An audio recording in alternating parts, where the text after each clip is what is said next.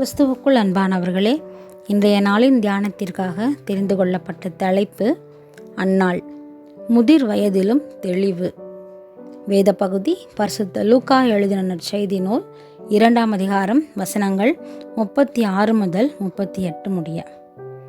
ஆசேருடைய கோத்திரத்தாரும் பானுவேலின் குமாரத்தியும் ஆகிய அன்னாள் வயது முதியவராய் இருந்த போதிலும் கைம்பெண்ணாய் இருந்த போதிலும் கூட அன்னாள் கர்த்தரை புகழ்ந்து அநேகரிடம் பேசியதை காண்கிறோம்.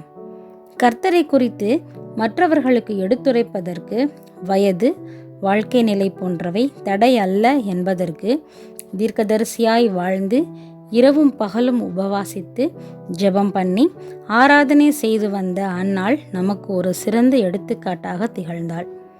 இன்றைக்கு நாம் எப்படி வாழ்கிறோம்? கர்த்தரை பற்றி புகழ்ந்து மற்றவர்களிடத்தில் பேசுகிறோமா? அல்லும் பகலும் தியானித்து அவரை புகழ்ந்து போற்றுகிறோமா? இதற்கு என்று நாம் தம்முடைய வாழ்நாளில் ஒவ்வொரு நாளும் கொஞ்ச நேரம் ஒதுக்குகிறோமா?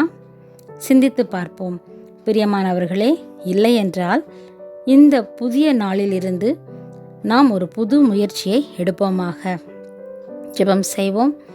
அன்பின் பரலோக பிதாவே, இன்றைய நாளின் தியானத்திற்காக உமக்கு நன்றிகளை செலுத்துகிறோம்.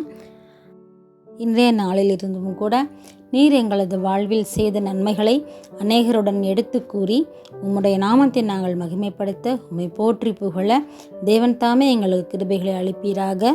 ஆமென்.